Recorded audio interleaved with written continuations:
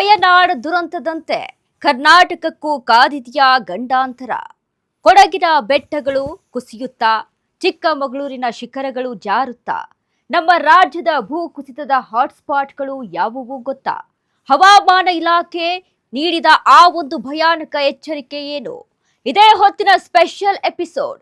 ಮಳೆಗಾಲದಲ್ಲಿ ಮಹಾಸ್ಫೋಟ, ಕರ್ನಾಟಕಕ್ಕೂ ಕಾದಿದೆಯಾ ಆಪತ್ತು? ನಾನು ವನಿತಾ.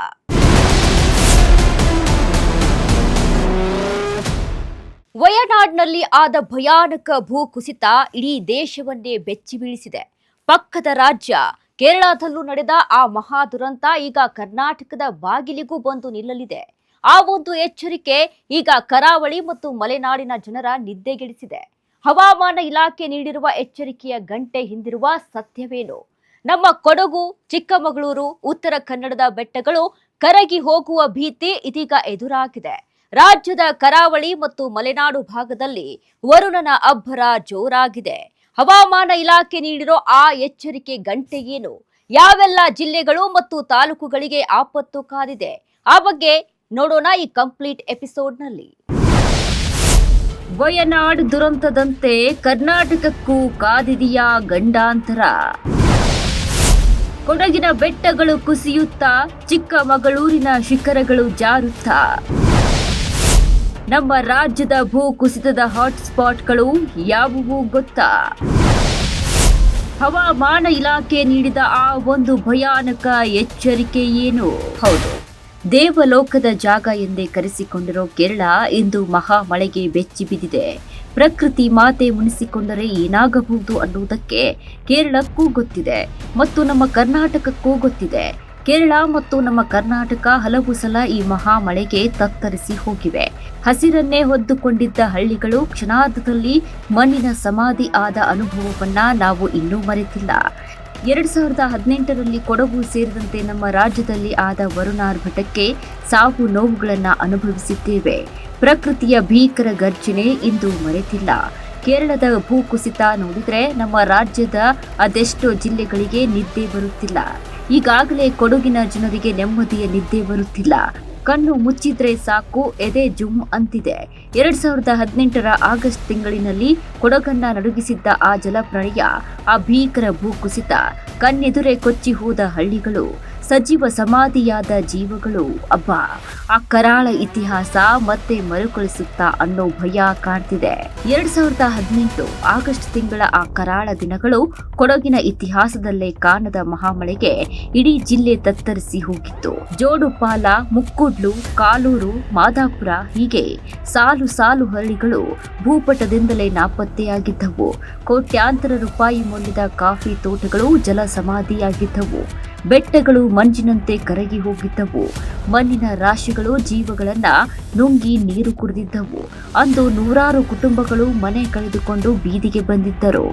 ಸೂರಿಲ್ಲದೆ ಕಣ್ಣೀರು ಹಾಕಿದ ಸಾವಿರಾರು ಕುಟುಂಬಗಳ ನೋವಿನ ಕಿರುಚಾಟ ಇಂದಿಗೂ ಕೊಡಗಿನ ಗಾಳಿಯಲ್ಲಿ ತೇಲಿ ಬರುತ್ತಿದೆ.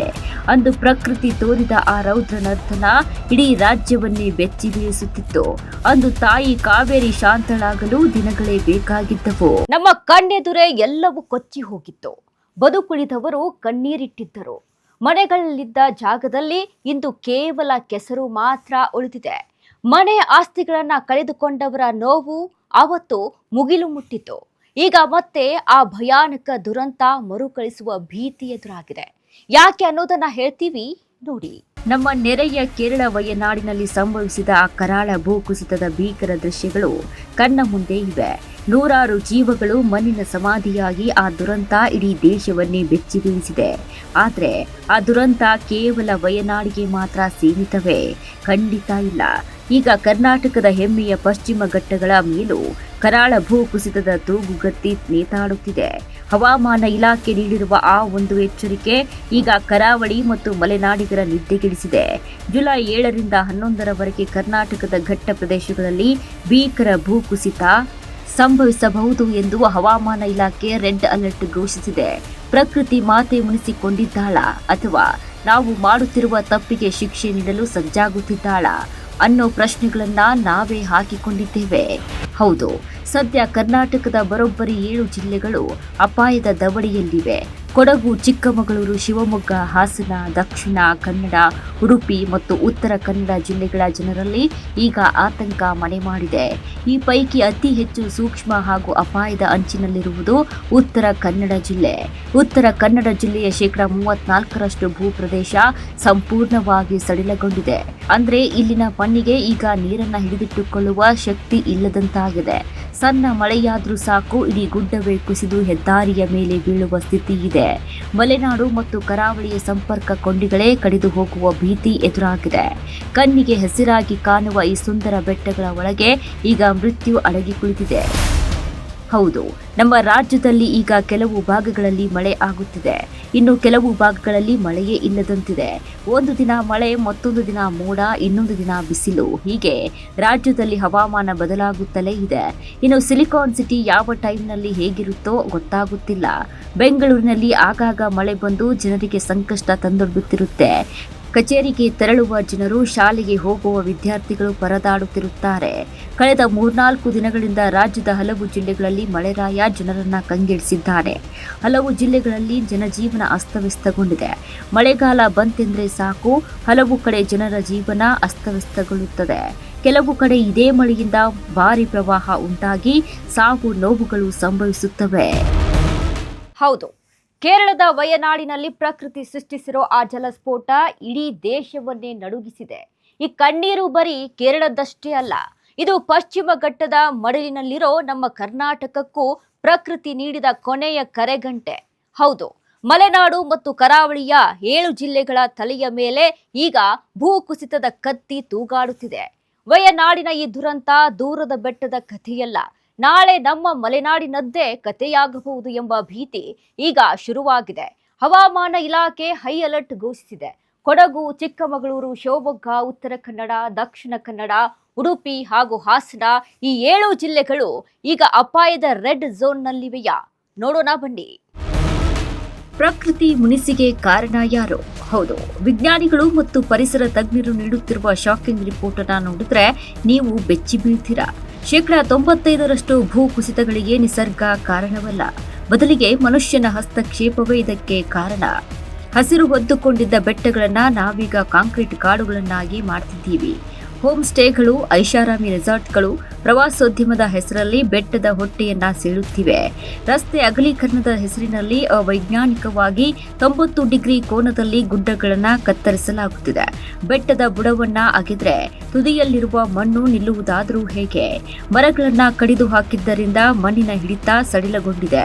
ಇದರ ಪರಿಣಾಮವೇ ಸ್ವಲ್ಪ ಮಳೆ ಜೋರಾದ್ರೂ ಇಡೀ ಬೆಟ್ಟವೇ ಕುಸಿದು ಹೆದ್ದಾರಿಗೆ, ಹಳ್ಳಿಗಳ ಮೇಲೆ ಬೀಳುತ್ತಿದೆ. ಕರ್ನಾಟಕದ ಆ 7 ಜಿಲ್ಲೆಗಳು ಇದೀಗ ಆತಂಕದಲ್ಲಿ ಉಸಿರಾಡುತ್ತಿವೆ. ಕೊಡಗು, ಹೌದು, 2018ರಲ್ಲಿ ಮಹಾ ದುರಂತದ ಗಾಯ ಇನ್ನೂ ಮಾಸಿಲ್ಲ. ಈಗಲೂ ಅಲ್ಲಿನ ಬೆಟ್ಟಗಳು ಕಣ್ಣೀರು ಸುರಿಸುತ್ತಿವೆ. ಇತ್ತ ಚಿಕ್ಕಮಗಳೂರಿನ ಬಾಬಾ ಬುಡನಗಿರಿ, ಮುಳ್ಳಯ್ಯನಗಿರಿ ಸಾಲುಗಳಲ್ಲಿ ಲಘು ಭೂಕುಸಿತದ ಆತಂಕ ಶುರುವಾಗಿದೆ. ಇನ್ನು ಕರಾವಳಿ ಮತ್ತು ಮಲೆನಾಡನ್ನ ಜೋಡಿಸುವ ಹೆದ್ದಾರಿಗಳ ಕಥೆಯಂತೂ ಕೇಳುವುದೇ ಬೇಡ. ಉತ್ತರ ಕನ್ನಡದ ಶಿರೂರು ಗಂಗಾವಳಿ ನದಿಯ ತೀರದಲ್ಲಿ ನಡೆದ ಘೋರ ದುರಂತ ನಮ್ಮ ಕಣ್ಣ ಮುಂದೆಯೇ ಗುಡ್ಡ ಕುಸಿದು ಇಡೀ ಲಾರಿ ನದಿಯ ಪಾಲಾಗಿತ್ತು. ಉಡುಪಿ, ದಕ್ಷಿಣ ಕನ್ನಡ ಮತ್ತು ಹಾಸನದ ಸಕಲೇಶಪುರದ ಭಾಗದಲ್ಲಿ ರೈಲ್ವೆ ಹಳಿಗಳ ಮೇಲೆ ಮಣ್ಣು ಕುಸಿಯುತ್ತಲೇ ಇದೆ. ಸದ್ಯ ವರುಣನ ಆರ್ಭಟ ಜೋರಾಗಿರಲಿದ್ದು, ಬೆಟ್ಟದ ಕೆಳಗೆ ವಾಸಿಸುವ ಸಾವಿರಾರು ಕುಟುಂಬಗಳು ಈಗ ಜೀವ ಕೈಯಲ್ಲಿ ಹಿಡಿದು ರಾತ್ರಿ ಕಳೆಯುತ್ತಿದ್ದಾರೆ. ಹೌದು, ಪ್ರತಿ ಬಾರಿ ದುರಂತ ನಡೆದಾಗಲೂ ಒಂದು ಚರ್ಚೆ ಮುನ್ನೆಲೆಗೆ ಬರುತ್ತೆ. ಪಶ್ಚಿಮ ಘಟ್ಟದ ಸೂಕ್ಷ್ಮ ವಲಯಗಳಲ್ಲಿ ಗಣಿಗಾರಿಕೆ, ದೊಡ್ಡ ದೊಡ್ಡ ಕಟ್ಟಡ ನಿರ್ಮಾಣ, ರೆಸಾರ್ಟ್ಗಳು, ಹೋಮ್ ಸ್ಟೇಗಳು ತಲೆ ಎತ್ತಿವೆ. ಇವುಗಳನ್ನ ನಿಲ್ಲಿಸಿ ಎಂದು ಪರಿಸರ ತಜ್ಞರು ಎಷ್ಟೇ ವರದಿಗಳನ್ನ ನೀಡಿದ್ದರೂ ಪ್ರಯೋಜನ ಆಗುತ್ತಿಲ್ಲ. ನಮ್ಮನ್ನು ಆಳುತ್ತಿರೋ ರಾಜಕಾರಣಿಗಳು, ಉದ್ಯಮಿಗಳು ಆ ವರದಿಯನ್ನೇ ಧೂಳು ಹಿಡಿಯುವಂತೆ ಮಾಡಿದ್ದಾರೆ. ಈ ವರದಿಯನ್ನ ಜಾರಿ ಮಾಡಿದ್ರೆ ಕರ್ನಾಟಕದ ಘಟ್ಟಗಳು ನಡುಗುತ್ತಿರಲಿಲ್ಲ. ಬನ್ನಿ ಆ ಬಗ್ಗೆ ನೋಡೋಣ. ಅಭಿವೃದ್ಧಿ ಬೇಕು, ಆದ್ರೆ ಅದು ಜೀವನವನ್ನ ಬಲಿ ತೆಗೆದುಕೊಂಡು ಬರುವ ವಿನಾಶದ ಅಭಿವೃದ್ಧಿಯಾಗಬಾರದು. ವಯನಾಡು ದುರಂತ ನಮಗೆ ಕಣ್ಣೀರಿನ ಪಾಠ ಕಲಿಸಿದೆ. ಕರ್ನಾಟಕದ ಈ 7 ಜಿಲ್ಲೆಗಳ ರಕ್ಷಣೆ ಈಗ ನಮ್ಮ ಮುಂದಿರುವ ಸವಾಲು. ಪ್ರಕೃತಿಯನ್ನು ಕೆಣಕುವುದನ್ನ ನಿಲ್ಲಿಸದಿದ್ದರೆ ಮುಂದಿನ ಸರದಿ ನಮ್ಮದೇ ಆಗಬಹುದು. ನಾವು ಪ್ರಕೃತಿಯನ್ನ ಯಾವತ್ತೂ ದೂಷಿಸಬಾರದು. ತಜ್ಞರ ವರದಿಗಳು ಹೇಳುವ ಆ ಒಂದು ಸತ್ಯ ನಾವೆಲ್ಲರೂ ತಲೆ ತಗ್ಗಿಸುವಂತೆ ಮಾಡುತ್ತದೆ. ಇತ್ತೀಚಿನ ದಿನಗಳಲ್ಲಿ ಸಂಭವಿಸುತ್ತಿರುವ ಭೂಕುಸಿತಗಳಲ್ಲಿ 95% ಕುಸಿತಕ್ಕೆ ಪ್ರಕೃತಿ ಕಾರಣವಲ್ಲ, ಬದಲಿಗೆ ಅಭಿವೃದ್ಧಿಯ ಹೆಸರಿನಲ್ಲಿ ಮಾನವ ಎಸಗುತ್ತಿರುವ ಅವೈಜ್ಞಾನಿಕ ಕೃತ್ಯಗಳೇ ಕಾರಣ. ಅಭಿವೃದ್ಧಿ ಬೇಕು, ಆದರೆ ವಿನಾಶದ ಬೆಲೆಯಲ್ಲ. ಪಶ್ಚಿಮ ಘಟ್ಟಗಳ ಪರಿಸರ ಸೂಕ್ಷ್ಮ ವಲಯದಲ್ಲಿ ಜೆಸಿಬಿಗಳನ್ನು ಹಚ್ಚಿ ಬೇಕಾಬಿಟ್ಟಿ ಗುಡ್ಡಗಳನ್ನು ಕತ್ತರಿಸಲಾಗುತ್ತಿದೆ. ವೈಜ್ಞಾನಿಕ ಅಧ್ಯಯನ ನಡೆಸದೆ ಹೆದ್ದಾರಿಗಳನ್ನು ಅಗಲಗೊಳಿಸಲಾಗುತ್ತಿದೆ. ಗುಡ್ಡಗಳ ಇಳಿಜಾರನ್ನು ರಕ್ಷಿಸುವ ಯಾವುದೇ ತಡೆಗೋಡೆಗಳನ್ನು ವೈಜ್ಞಾನಿಕವಾಗಿ ನಿರ್ಮಿಸುತ್ತಿಲ್ಲ.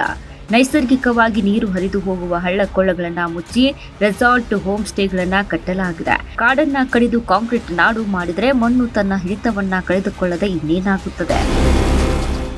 ವರ್ಷಗಳ ಹಿಂದೆಯೇ ವರದಿಯೊಂದು ಪಶ್ಚಿಮ ಘಟ್ಟಗಳನ್ನು ರಕ್ಷಿಸಿ ಎಂದು ಬೊಬ್ಬೆ ಹೊಡೆದಿತ್ತು.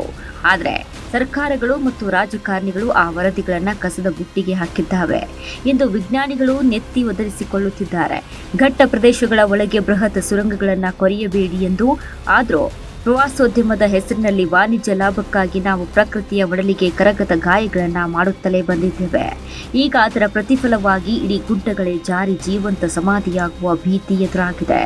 ಕಳೆದೊಂದು ದಶಕಗಳಿಂದ ಈ ಸಹ್ಯಾದ್ರಿ ಶ್ರೇಣಿಯಲ್ಲಿ ಕೇಳಿ ಬರುತ್ತಿರುವ ಮಣ್ಣಿನ ಗರ್ಜನೆ ಕರ್ನಾಟಕದ ಒಟ್ಟಾರೆ ಭವಿಷ್ಯವನ್ನೇ ನಡಗಿಸುತ್ತಿದೆ. ಹಸಿರ ಕಾಡಿನ ಒಡಲಲ್ಲಿ ಈಗ ಸಾವಿನ ಮೌನ ಆವರಿಸಿದೆ. ಹೌದು, ಕರ್ನಾಟಕದ ಬರೋಬ್ಬರಿ 31,261 ಚದರ ಕಿಲೋಮೀಟರ್ ಪ್ರದೇಶ ಈಗ ಭೂ ಕುಸಿತದ ಭೀಕರ ಆತಂಕದಲ್ಲಿದೆ.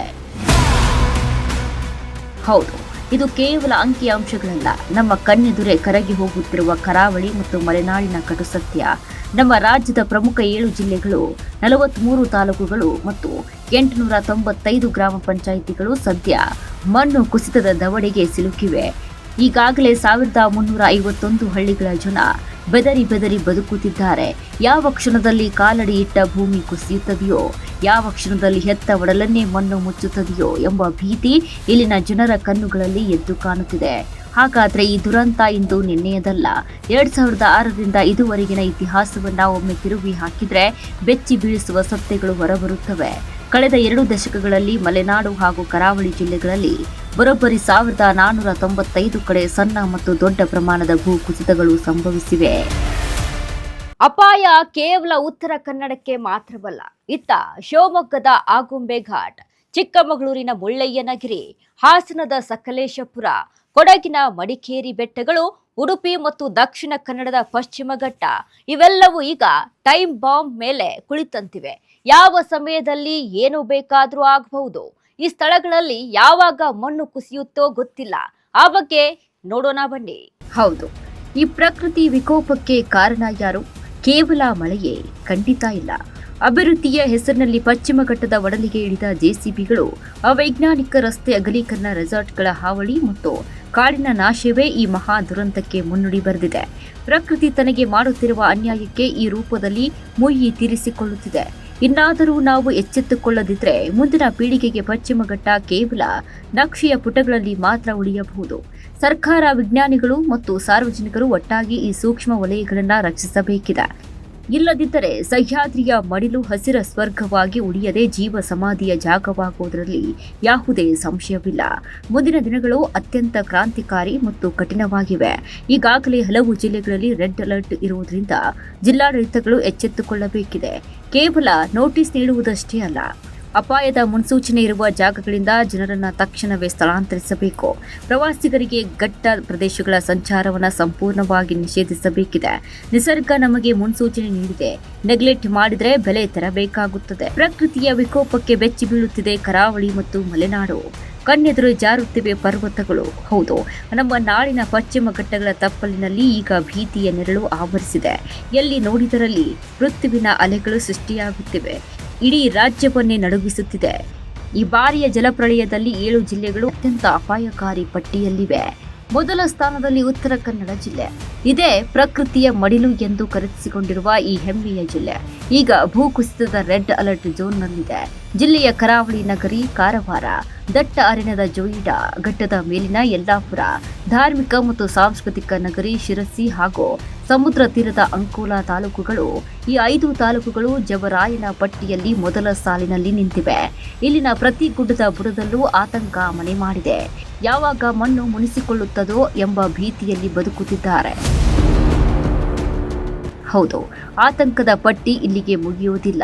ಕಾಫಿ ನಾಡು ಚಿಕ್ಕಮಗಳೂರಿನ ಒಟ್ಟು 77 ಪ್ರದೇಶಗಳು ಮೃತ್ಯುಕೂಪಗಳಾಗಿ ಬದಲಾಗಿವೆ. ಮೂಡಿಗೆರೆ, ಶೃಂಗೇರಿ ಮತ್ತು ಹೊಸ ತಾಲೂಕು ಕಳಸ, ಈ 3 ತಾಲೂಕುಗಳ 77 ಹಳ್ಳಿಗಳ ಜನರ ನೆಮ್ಮದಿ ಸಂಪೂರ್ಣವಾಗಿ ಕೆಟ್ಟೋಗಿದೆ. ಇತ್ತ ಕರಾವಳಿಯ ಹೆಬ್ಬಾಗಿಲು ದಕ್ಷಿಣ ಕನ್ನಡದಲ್ಲೂ ಪರಿಸ್ಥಿತಿ ಭಿನ್ನವಾಗಿಲ್ಲ. ಬೆಳ್ತಂಗಡಿ, ಸುಳ್ಯ, ಮೂಡುಬಿದಿರೆ ಮತ್ತು ಮಂಗಳೂರು ತಾಲೂಕುಗಳ ಬರೋಬ್ಬರಿ 80 ಪ್ರದೇಶಗಳು ಕರಾವಳಿಯ ಅತ್ಯಂತ ಅಪಾಯಕಾರಿ ರೆಡ್ ಝೋನ್ನಲ್ಲಿವೆ. ನದಿಗಳ ಆರ್ಭಟ ಒಂದೆಡೆಯಾದರೆ ಪಶ್ಚಿಮ ಘಟ್ಟದ ಪಾದದ ಮಣ್ಣು ಸಡಿಲಗೊಂಡು ಇಡೀ ಊರನ್ನೇ ನುಂಗಲು ಕಾಯುತ್ತಿದೆ. 2018ರ ಮಹಾ ದುರಂತ ನೆನಪಿಸುವಂತೆ ಕೊಡಗು ಜಿಲ್ಲೆ ಮತ್ತೆ ನಡುಗುತ್ತಿದೆ. ಮಡಿಕೇರಿ, ಸೋಮವಾರಪೇಟೆ, ವಿರಾಜಪೇಟೆ, ಮಲೆನಾಡಿನ ಹೆಬ್ಬಾಗಿಲು ಶಿವಮೊಗ್ಗದ ತೀರ್ಥಹಳ್ಳಿ, ಹೊಸನಗರ ಮತ್ತು ಸಾಗರ ಧರೆ ಕುಸಿಯುವ ಭೀತಿ ತುತ್ತ ತುದಿಗೆ ತಲುಪಿದೆ. ಉಡುಪಿಯ ಕಾರ್ಕಳ ಮತ್ತು ಹೆಬ್ರಿ, ಇತ್ತ ಹಾಸನದ ಸಕಲೇಶಪುರ ಹಾಗೂ ಆಲೂರು ಘಾಟ್ ರಸ್ತೆಗಳು ಕಣ್ಮುಚ್ಚಿ ಕಣ್ಣು ಬಿಡುವುದರೊಳಗೆ ಕಣ್ಮರೆಯಾಗುತ್ತಿವೆ. ಈ ಎಲ್ಲ ಪ್ರದೇಶಗಳು ಸದ್ಯ ರಾಜ್ಯ ಸರ್ಕಾರದ ರೆಡ್ ಝೋನ್ ಅಡಿಯಲ್ಲಿವೆ. ಇದು ಕೇವಲ ಅಂಕಿಅಂಶಗಳಲ್ಲ, ಪ್ರಕೃತಿ ನಮಗೆ ನೀಡುತ್ತಿರುವ ಅಂತಿಮ ಎಚ್ಚರಿಕೆ ಗಂಟೆ. ಪ್ರಕೃತಿಯ ಸಮತೋಲನ ತಪ್ಪಿದಾಗ ಏನಾಗುತ್ತೆ ಅನ್ನೋದಕ್ಕೆ ಈ ರೆಡ್ ಝೋನ್ಗಳೇ ಸಾಕ್ಷಿ. ಸರ್ಕಾರ ಎಚ್ಚೆತ್ತುಕೊಳ್ಳಬೇಕಿದೆ. ಸರ್ಕಾರ ಕೇವಲ ಅಲರ್ಟ್ ಘೋಷಣೆ ಮಾಡಿ ಕೈ ತೊಳೆದುಕೊಳ್ಳಬಾರದು. ಅಪಾಯದ ವಲಯದಲ್ಲಿರುವ ಜನರನ್ನ ತಕ್ಷಣವೇ ಸ್ಥಳಾಂತರಿಸಬೇಕಿದೆ. ವೈನಾಡ್ ನಮಗೆ ಕಣ್ಣೆದುರಿಗಿರುವ ಪಾಠ. ಕರ್ನಾಟಕದ ಮಡಿಲಿನಲ್ಲಿ ಅಂತಹದ್ದೊಂದು ಕಣ್ಣೀರಿನ ಕತೆ ಸೃಷ್ಟಿಯಾಗದಿರಲಿ. ಪ್ರಕೃತಿಯನ್ನ ರಕ್ಷಿಸೋಣ, ನಮ್ಮ ಜೀವನವನ್ನ ಉಳಿಸಿಕೊಳ್ಳೋಣ. ಇದು ಈ ಹೊತ್ತಿನ ಸ್ಪೆಷಲ್ ಎಪಿಸೋಡ್. ನೋಡ್ತಾ ಇರಿ ಅಶ್ವವೇಗ ನ್ಯೂಸ್. ಇದು ಸತ್ಯಾನ್ವೇಷಣೆಯ ಓಟದಲ್ಲಿ.